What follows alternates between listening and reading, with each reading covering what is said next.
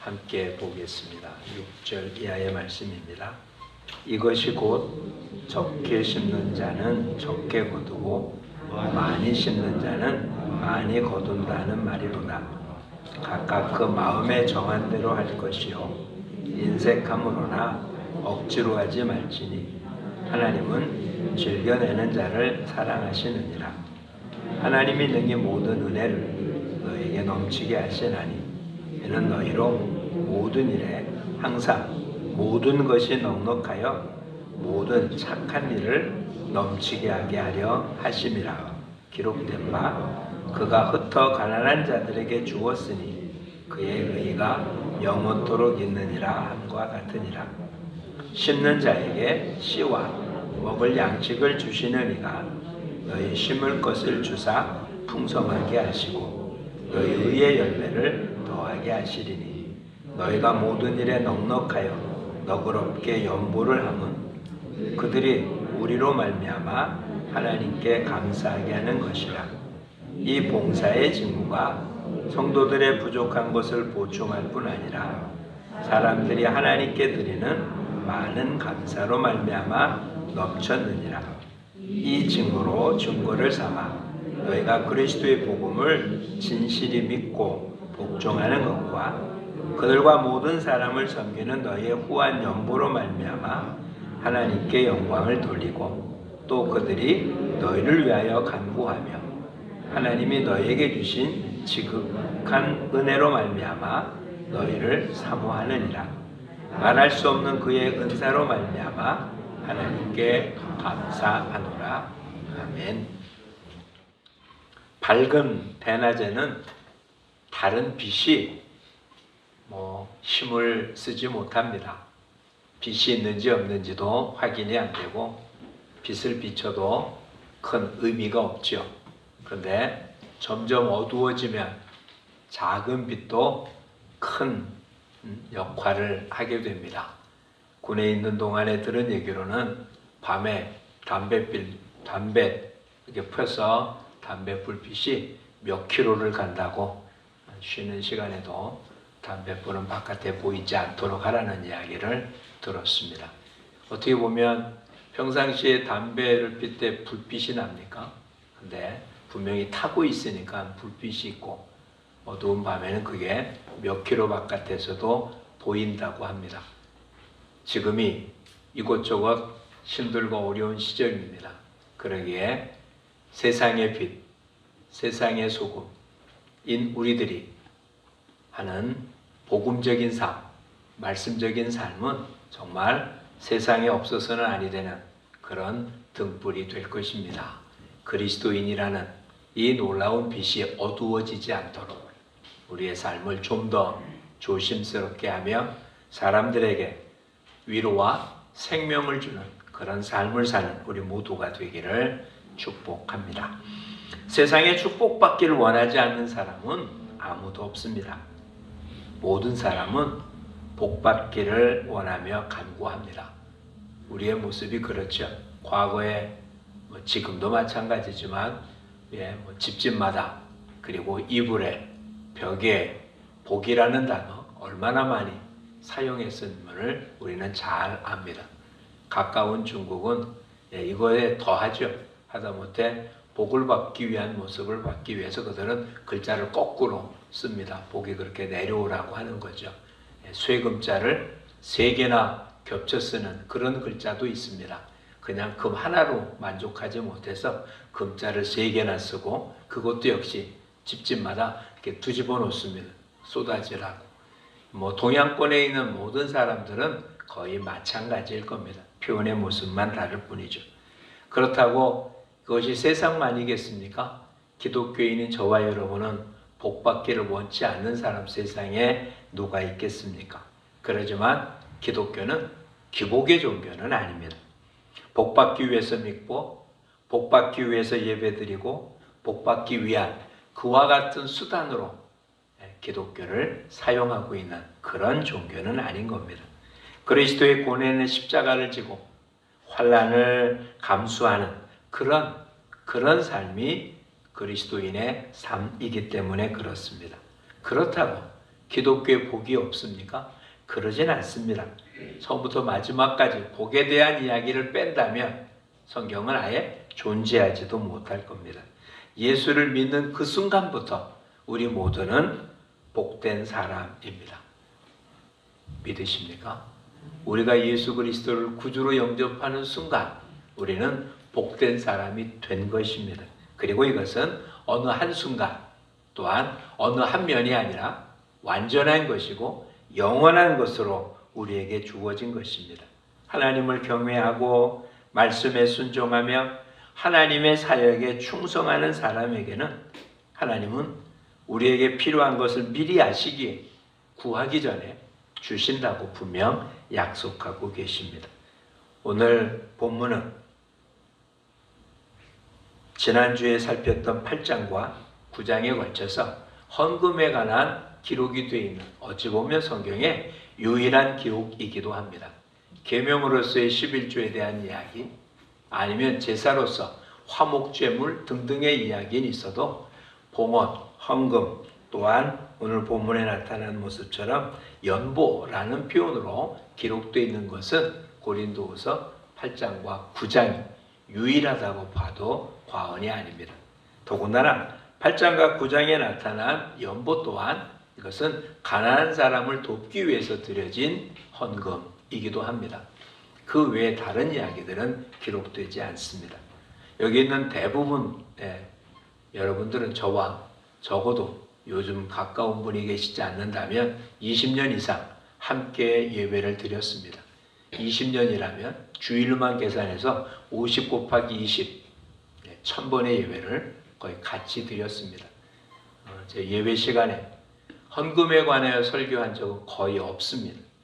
그래야 될 필요성도 못 느꼈고 그렇게 해야 될 이유도 없다고 생각해서 그렇습니다. 지금 우리는 고린도후서를 외절을 살펴보진 않았지만 그냥 계속 살펴보고 있는 중이기에 그 본문이 오늘 해당됩니다. 과연 헌금은 어떻게 해야 되는 것인지 오늘 본문을 통해서 살펴보면 그 헌금의 원리를 알고 그로 인한 하나님이 약속한 것들을 살펴볼 필요가 분명히 있습니다. 그래서 본문의 말씀을 통해서 바른 헌금의 태도를 또 그 결과가 어떤지를 말씀을 통해서 살펴볼 필요가 있습니다. 헌금은 어떠냐? 헌금의 가장 중요한 원리는 심은 대로 거둔다는 것입니다. 심은 대로 걷는 건 자연 법칙이죠. 자연 법칙이란 하나님이 만드신 법칙이라는 것입니다. 콩 심은 데 콩 나고 팥 심은 데 팥 나기 마련입니다. 많이 심으면 많이 거두고 적게 심으면 적게 거두는 것도 일반적인 법칙입니다. 잊지 마십시오. 자연 법칙은 자연 스스로 만든 법칙이 아닙니다. 하나님께서 이 자연을 이끌고 가는 방식이 자연 법칙인 거죠. 그러니 자연 스스로 만든 법칙으로 콩 심은 데 콩 나고 팥 심은 데 팥 나고 많이 심으면 많이 거두시고 적게 심으면 적게 거둔다는 게 일반적인 자연 법칙이 아니라 그것이 하나님이 세우신 법칙인 것입니다. 세상 사람들은 하나님이 세운 걸 모르기 때문에 자연 법칙이라는 말을 쓴 것뿐이지 자연 자체가 하나님이 만드셨잖아요. 또 자연을 운행하게 만든 것도 하나님이시잖아요. 그러니 자연 법칙은 하나님의 법칙입니다. 과학자들이 나중에 그걸 따진 거죠. 사과가 밑으로 떨어집니다. 중력에 의해서 떨어진다고 해서 뉴턴의 법칙이라고 그럽니다. 뉴턴이라는 사람이 그것을 발견했지만 그게 자연이 만든 겁니까? 하나님이 그렇게 하도록 만든 하나님의 법칙입니다. 세상 사람들은 자연 법칙이라고 말할 뿐입니다. 그러니 하나님의 법칙도 어떻다고요? 심은 대로 거둡니다. 많이 심으면 많이 거두고 적게 심으면 적게 거둡니다. 물론 심고 거두는 것이 일반적인 것과는 다를 수는 있지만 원칙은 마찬가지입니다. 많이 심는다는 말에는 친절하게 자유롭게 자비로운 마음으로 드린다는 것이 포함되어 있습니다. 잠언 11장 24절에 흩어 구제하여도 더욱 부하게 되는 일이 있나니 과도히 아껴도 가난하게 될 뿐이라고 말하면서 많이 심는 자가 받을 축복에 대해서 이야기해주고 있습니다. 사실 이 법칙은 어디에나 적용되는 축복의 비결입니다. 봉사를 많이 하면, 누군가에게 도움을 많이 베풀면 그에게 돌아오는 많은 것들이 있음을 봅니다. 어제 목사 안수식이 있은 곳이 있었습니다. 제가 나가는 신학교의 학생입니다. 그래서 본인의 안수식 때문에 난을 구한다고 지난번에 왔었습니다. 그리고는 자기 이야기를 쭉 합니다. 그가 신학을 하고 안수를 받은 건 늦은 시간이죠. 거의 60대 후반, 70이 다 돼서 지금 안수를 받고 있습니다. 그의 삶 속에 수없이 흩어뿌렸기 때문에 그의 삶, 지금 그가 하고자 하는 일에 생각지도 않은 곳에서 필요한 것들이 공급되어짐을 느낀다. 식사를 하면서 자기의 모습을 보여준 걸 들었습니다. 저절로가 아닙니다. 심었기 때문에 거둔 거죠. 그의 삶 속에 뿌렸던 것들이 기억하지도 못한, 자기는 생각지도 못한데 자기가 필요할 때 하나님 그렇게 붙여주고 필요한 것들을 공급해줘서 이 모든 일을 감당하게 하고 있음을 보여주고 있습니다. 그러니 오늘 우리들 봉사를 많이 하면 충성의 열매가 맺히고 평화를 심으면 희락의 열매가 맺히는 것, 이것은 작게나마 우리 모두 다 느껴보았을 겁니다. 그렇죠? 본인이 안 했어도 일반적인 모습에서는 부모가 열심히 심어놓은 모습들을 자녀 때, 그 후손 때 그것을 거둬들이는 것은 우리는 많이 경험하게 되어집니다. 그러니 이 단순한 하나님의 법칙이 이 헌금에도 적용되어진다는 사실을 기억하기를 원합니다. 두 번째 헌금의 원리는 자진하여 드리는 것입니다. 오늘 본문에 뭐라고 말합니까? 7절에 그 마음에 정한 대로 할 것이요 인색함으로나 억지로 하지 말지니. 마음에 정한 대로 드려야 합니다. 아나니아와 삽비라 이야기는 너무 잘합니다. 헌금을 드리고도 오히려 죽음을 당하는, 저주를 받는 엄청난 일들을 당한 것을 사도행전을 통해서 봅니다. 이것은 다른 이유가 아닙니다. 헌금을 드린 이유가 자기 이름을 내기 위한, 남들이 하니까 하는, 그래서 자기가 그렇게 했다는 사실을 다른 사람한테 표현하기 위한 수단으로 한, 자원하고 그리고 마음에 정한 대로가 아니라 그 다른 이유가 있기 때문입니다. 그러니 하나님 앞에 드려지는 것은 받은 바 은혜대로, 감동대로, 정한 대로, 또한 정했으면 그대로 드려지는 것이, 그것이 하나님의 뜻인 것입니다. 두 번째는 인색하거나 억지로 드려서는 안 된다고 말합니다. 주의 형편이나 다른 사람의 강권에 의해서 드려지는 것은 결코 헌금이라고 말할 수가 없는 거죠.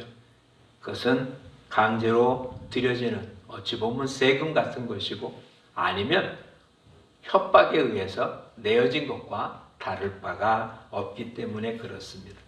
오늘 우리들 주님 앞에 정말 우리는 이런 자원하는 마음으로, 기쁨으로, 즐겁게 그렇게 드리고 있는지를 살펴봐야 될 것입니다. 주님은 우리에게 뭐라고 말합니까? 과부의 두렙돈을 표현을 받으시면서 그가 많은 사람이 낸 것보다 더 많이 드렸다고 표현합니다. 생활비 전부를 드렸다는 얘기 때문에 아니라 그가 드린 마음의 자세이기 때문에 그렇습니다. 더군다나 예수님의 머리에 향유를 부었던 여인을 주님은 뭐라고 표현합니까? 그게 300데나리온이나 되는, 그렇다면 1데나리온이 하루 품삯입니다.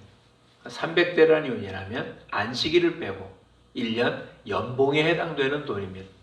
이것은 각자에게 주어진 모습에 다르겠죠. 그렇죠?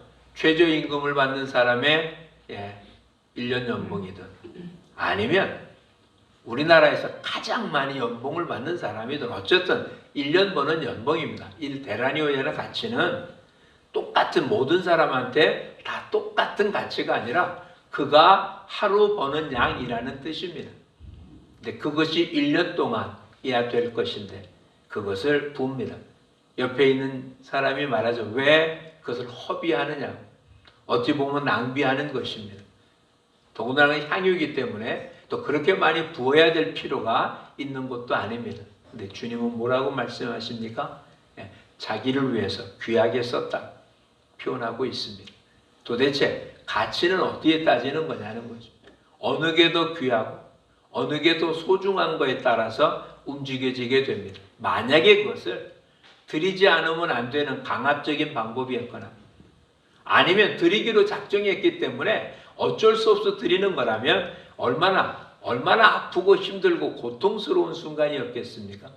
누가 그 여인한테 예수님한테 향유를 부으라고 이야기해 준 사람이 있습니까? 그렇게 해야 구원받는다고 조건을 걸었습니까? 그렇게 해야 죄가 용서받는다고 어떤 조건이 있었습니까? 어느 누구도 그 여인에게 그렇게 하라고 시킨 사람이 없습니다. 본인이 자원하는 마음으로 주님께 받은 은혜, 하나님께 받은 은혜가 커서 그거의 가치가 얼마가 됐든지 상관이 없습니다. 왜냐하면 본인이 받은 은혜가 지금 드리는 것보다 훨씬 더 가치가 높기 때문에 그런 것입니다. 우리의 생명 전체를 드리면 하나님께서 우리에게 주신 은혜의 값에 비교할 바가 되겠습니까? 오늘 우리가 갖고 있는 물질이 얼마를 드렸다고, 아니 전 재산을 드렸다고 하나님이 우리에게 베풀어 주신 독생자 예수 그리스도를 통하여 십자가에서 흘리신 피값을 대신할 수 있겠습니까? 절대로 이것은 비교가 안 되는 것입니다. 그러게 주님은 우리한테 뭐라고요? 우리에게 자원하고 그리고 마음에 정한 대로 또 한 가지 있다면 기쁘게 드려야 한다는 것입니다. 오늘 본문은 뭐라고 합니까? 하나님은 어떻다고요? 7절 하반절에 즐겨내는 자를 사랑하신다. 여기서는 헌금만 얘기하는 게 아니라 우리의 모든 걸 다 한번 살펴보시죠.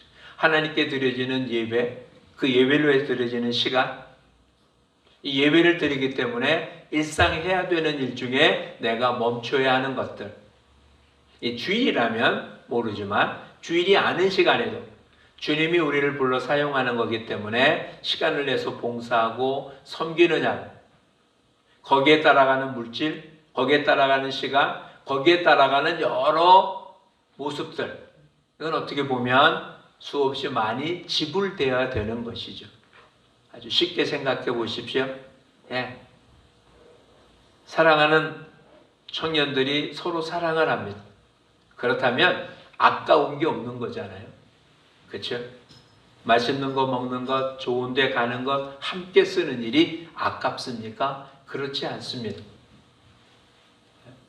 근데 그러지 않다면, 만나고 싶지 않은 사람 만나고 하기 싫은 일을 한다면 쓰는 모든 것이 아깝겠죠. 이론도 아까울 것입니다. 안 할 수 없는데 해야 되고, 그러니 얼마나 아깝습니까? 근데 사랑하고 기쁘다면 그것은 전혀 문제가 안 됩니다. 더 못 쓰는 게 안타까울 뿐이죠. 더 하고 싶은데 할 수 없는 조건 때문에 안타까울 겁니다. 오늘 여러분 이 자리에 그런 기쁜 마음으로 나오셨습니까? 몸이 하나밖에 없어서 이것밖에 못 드리는 것이 아까워, 정말 안타까워서. 지금 형편상 어쩔 수 없어서 주일 오전 예배 한 번밖에 못 드리는 것이 너무 안타까워서.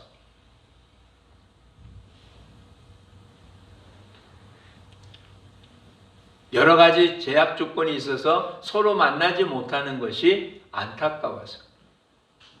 짧은 시간 만나도 깊은 사귐을 나누기 위한 그런 모습이 우리 속에 있고, 또한 이렇게 드려짐이 기뻐서 이 시간이 기다려지고 그런 모습으로 이곳에 나오셨습니다. 한번 이렇게 살펴보시죠.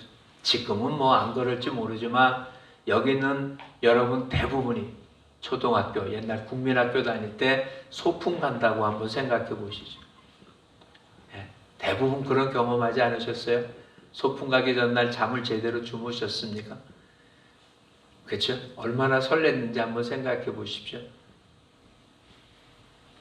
오늘 우리들 주님 앞에 드린다는 것이 이게 얼마나 기쁘고 즐거운 것인지 한번 살펴보셨습니까?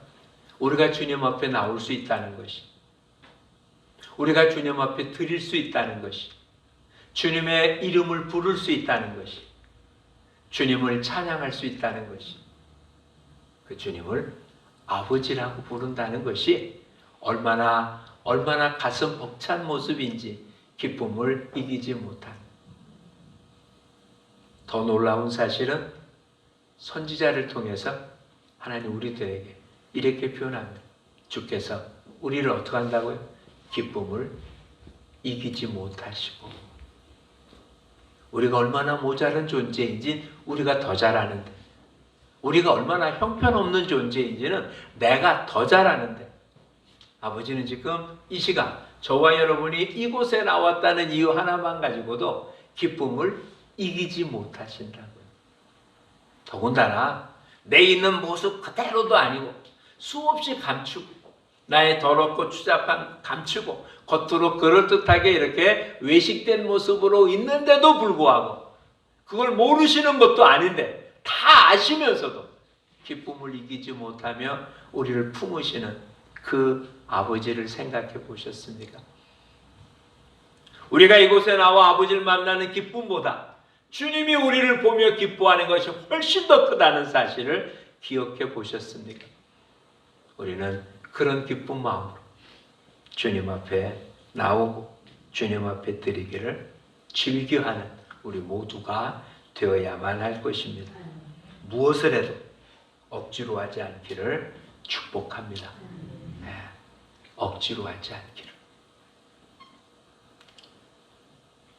주님도 이 땅에 오시고 고난 받으시고 십자가를 지신 것이 억지로 지신 것이 아닙니다. 아버지가 가라니까 어쩔 수 없이 오셨고, 하기 싫은데 해야 되는 일이니까 억지로 준 게 아니에요. 주님 말씀하시기를 주님은 누가 오라 가라고 할 자가 없습니다. 본인이 우리를 사랑하셔서 이곳에 오셨고, 기꺼이 수없이 많은 고민을 하죠.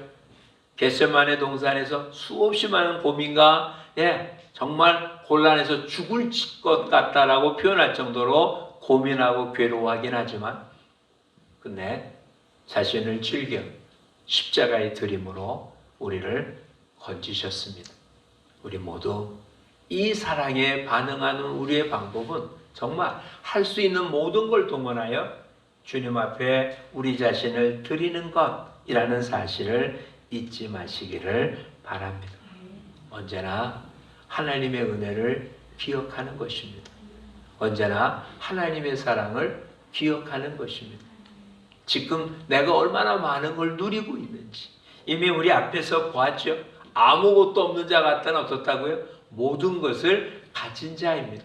사람들이 볼 땐 우리한테는 아무것도 없는 자 같다고 하지만 하늘과 땅의 권세를 가신 주님이 우리와 함께 계시며 무엇이든지 구하면 받는 엄청난 특권을 가진 우리들입니다.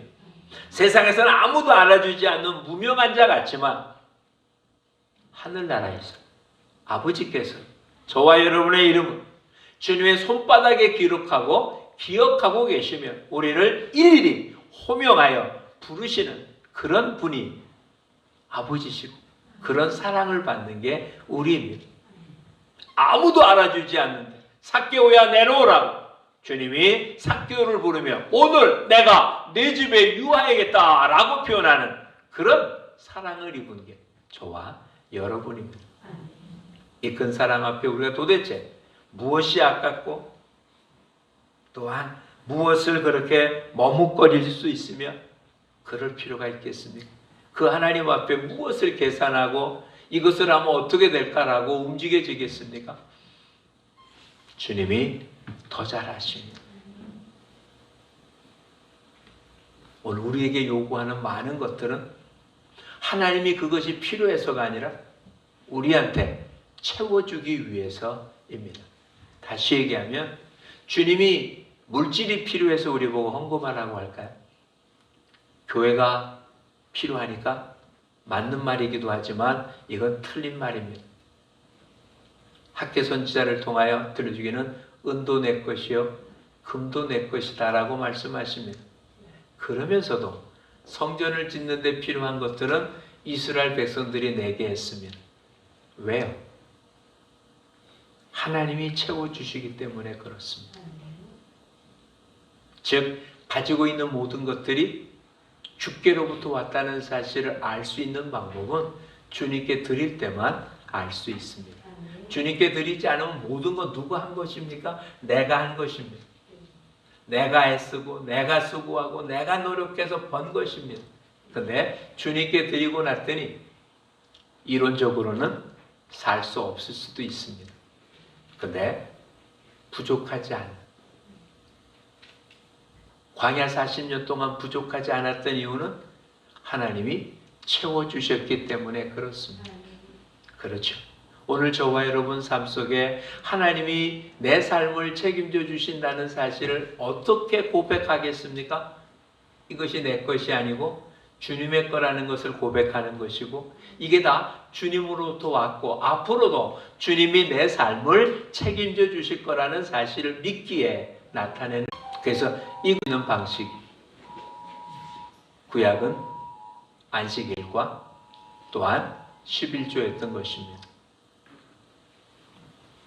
안식일을 통하여 하나님께서 내가 수고하고 애씀이 아니라 하나님이 모든 걸 책임져 주시고 우리가 하나님으로부터 왔다는 사실을, 이 땅의 것에 연연하지 않아도 나한테 주어진 일만 감당하면 하나님 채워주신다는 사실을 그렇게 넉넉고 삶으로 받아들이는 것이었습니다.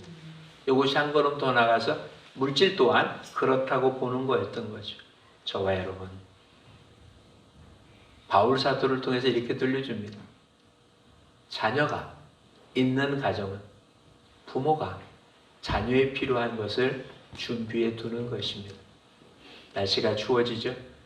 어린아이가 있는 부모들은 이제 여름옷, 가을옷 다 집어넣고 겨울옷 준비해 놨을 겁니다. 그렇죠? 아이가 이제 추우니까 나한테 뭐 따뜻한 옷을 준비해 줘라고 부탁하는 게 아니라 부모가 미리 준비해 놓습니다. 날씨가 추워진 다음에 준비하는 게 아니라 날씨가 추워질 것을 알고 미리 준비해 놓는 거죠. 육신의 부모도 자녀에게 그렇게 하면, 하물며 하늘에 계신 아버지께서 저와 여러분의 필요한 걸 몰라서 안 하겠습니까? 그 하나님이 나의 모든 걸 채워준다는 사실을 믿고 즐겨하면 하나님이 모든 것을 감당해 주십니다. 기도를 말씀하며 주님 뭐라고 얘기합니까? 떡을 달라고 하는 아들에게 돌을 준 아비는 없다고. 생선을 달라고 하는 아들에게 뱀을 줄 아비가 어딨냐고. 이 땅에 못된 부모도 자식한테 좋은 걸 줄 줄 알거든. 하물며 하늘에 계신 너의 아버지께서 믿으십니까? 여러분도 여러분의 자녀에게 좋은 것 주려고 애쓰지 않습니까? 수없이 욕을 해도 아빠 찬스, 엄마 찬스가 될 수 있다면 하고 싶은 게 부모 심정 아닙니까? 아빠 찬스, 엄마 찬스를 쓸 수 없어서 그렇지 쓸 수만 있다면 쓰고 싶은 게 부모의 마음 아닙니까? 그런데 하늘 아버지는 안 그러실 것 같습니까? 우리 아버지는 더 하십니다. 그렇죠? 여러분이 여러분의 자녀를 대하는 것보다 하늘 아버지께서 우리를 대하는 게 더하다는 사실을 기억하며 이제는 주님 앞에 정말 자원한, 기뻐한, 마음의 정한대로 주님 앞에서는 여러분 모두가 되기를 축복합니다. 이렇게 될 때 이건 어찌 보면 당연한 일 아니겠어요? 이걸로 인하여 무엇을 받는 게 아니라 이미 하나님께서 우리에게 이렇게 허락하셨기 때문에 드려지는 것 아니겠어요? 그렇죠? 그럼에도 불구하고 주님 앞에 헌신하고 봉사하고 드린 자들을 하나님은 결코 빈손으로 두신 적이 없다는 거죠. 하나님께 즐거이 드린 자 하나님은 또 즐거이 주십니다. 1000번제를 드렸던 솔로몬에게 주님 그가 원한 것, 지혜로 하나님이 허락한 백성을 잘 다스리길 원했던 그에게 그가 구하지 않은 것, 부와 건강과 명예까지도 주님은 허락하셨습니다.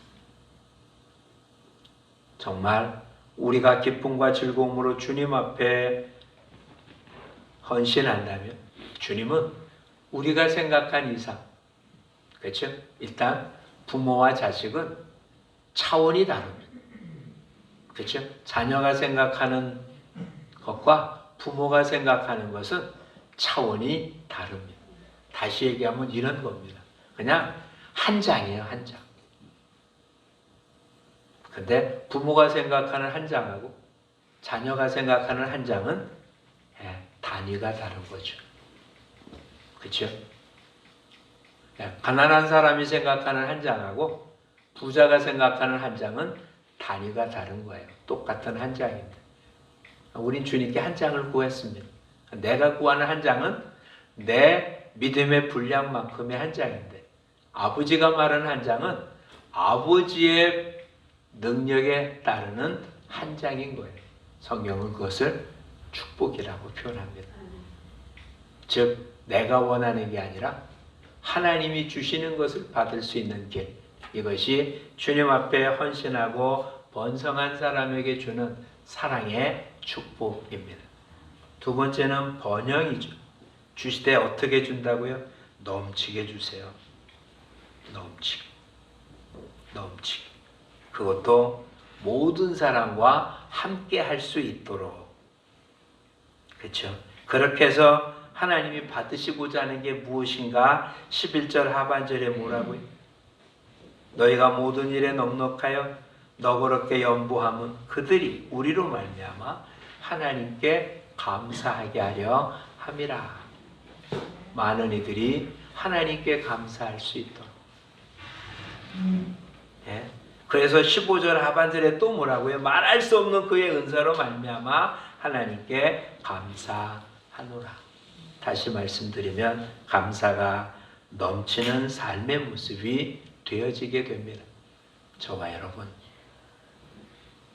움켜잡으면 그게 다입니다. 흩어뿌려도 뭐 한다고요? 가난해지지 않는다고요. 뿌린 만큼 거둬주게 됩니다. 여러분 주위에, 우리 주위에는 주의 사랑을 필요하는 사람들이 정말 많습니다. 요즘은 특별히 방송을 통해서 수없이 많은 공익 광고처럼 나타나는 거 있죠. 뭐 10,000원이면 어떤 아이한테 뭘 어떻게 할 수 있고, 백신을 혹은 뭐 우유를 먹일 수 있고 뭐 등등. 단돈 10,000원이면 한 달에 이렇게 표현하고 있습니다. 정말 한 끼 식사도 안 되는 그 가격으로 어느 한 지역에서는 한 달 동안 아이들의 필요한 것을 공급해 줄 수 있는 그런 모습이 된다라고 이야기를 합니다. 피부로 와닿지 않죠. 그렇게 보여주만 하지만. 근데 사실입니다. 더군다나 영적인 건 더합니다. 우리가 복음을 전하지 않는 한 어느 누구도 구원을 얻을 사람은 없습니다. 우리는 아무리 가난해도, 아무리 없어도, 아무리 약해도, 아무 것이 없는 것 같아도 베드로와 요한처럼 우리는 줄 게 있습니다.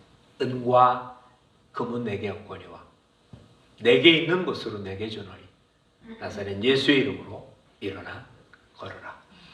이것은 저와 여러분에게 준 똑같은 하나님의 축복입니다.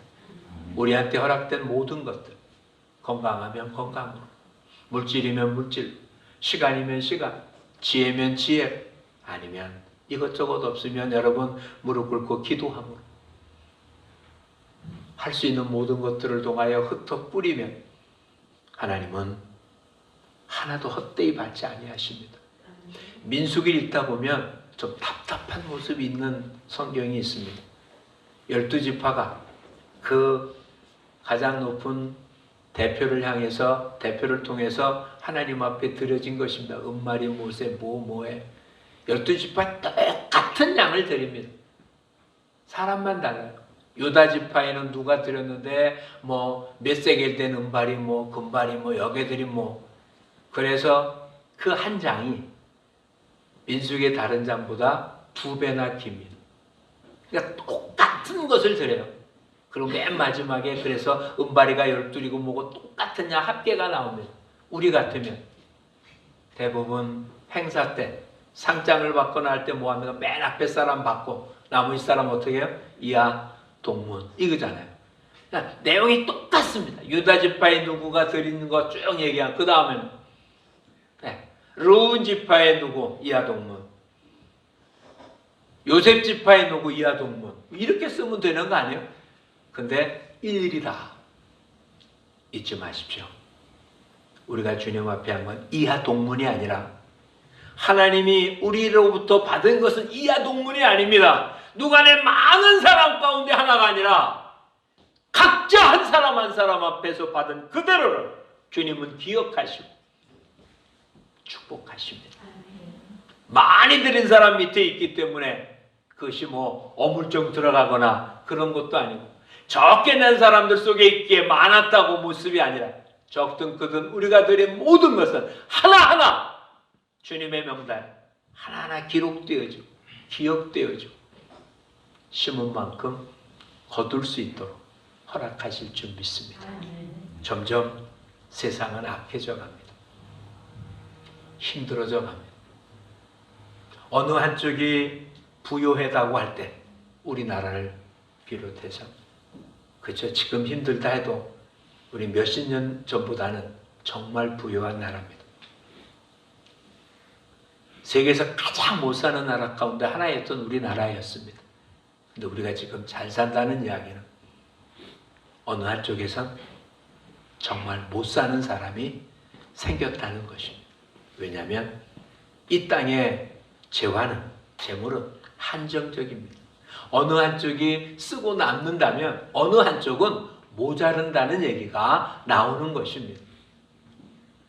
얼마 전 여러분 뉴스에 나온 거 보셨습니까? 연예인들 가운데 상위 1%가 1년 버는 돈이 얼마나? 연예인들의 상위 1%는 1년에 20몇 억인가 뭐 30몇 억입니다. 상위 1%는. 그리고 상위 5%에 해당되는 사람이 연예인 전체의 80% 이상의 소득을 갖습니다. 그렇다면 연예인들의 하위 10%는 기초생활비도 안 될 것입니다. 어쩔 수 없습니다. 전체 누가 많이 받으면 누군가는 적게 받을 수밖에 없어요. 지금 우리는 수고하고 애써서 노력하고 하나님 받은 축복이 많음에 틀림이 없습니다. 근데 이렇게 받은 게 잘 먹고 잘 살라는 게 아니라 이렇게 누림으로 어느 한쪽에서는 굶고 고통당하는, 수고하고 애쓰지 않아서가 아니라 전체적인 물량 때문에 어느 한쪽이 몰리면 한쪽은 그럴 수밖에 없는 것, 이건 당연한 것입니다. 그러게 우리가 부유하다는 얘기는 나눠주라는 거죠.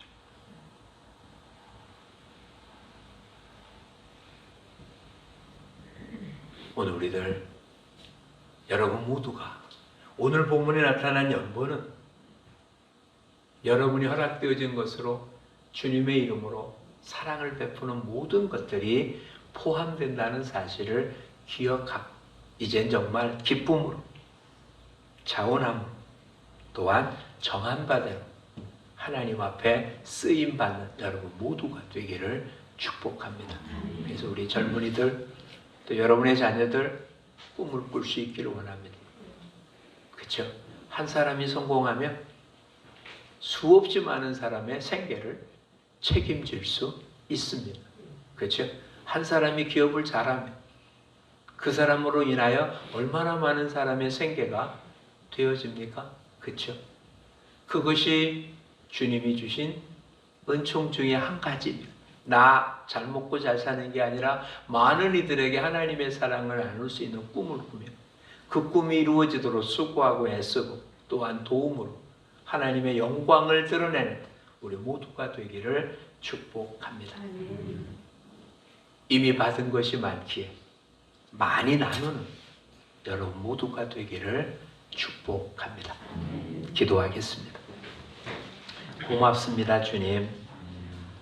이 모든 게 주님의 은혜이기에 저희들 무엇으로도 갚을 길이 없음을 고백합니다. 또한 저희들이 수고하고 애쓴 것보다 더 많은 것들이 항상 우리에게 주어짐을 봅니다. 그러게 우리의 눈을 들어 이웃들을 보며 하나님의 섬김을 바라볼 수 있게 하셔서 자원하는 마음으로, 기쁨으로 주님, 우리의 공동체가 더 많은 사람들을 섬길 수 있도록 복의 복을 허락해 주시옵시고, 또한 우리 각자 할 수 있는 모든 것을 동원하여 주님 베풀 수 있도록 역사해 주시옵소서. 아버지, 우리의 버는 많은 것들이 오히려 내가 움켜잡은 것보다 베풀고 나가는 데 더 많이 쓰일 수 있는 진정 복 있는 자들이 되어서 아브라함에게 약속하신 대로 복의 근원이 되어 모든 이들이 저들을 통하여 영적인 복과 물질의 복을 함께 누릴 수 있도록 축복해 주시옵소서. 예수님 이름으로 기도합니다. 아멘.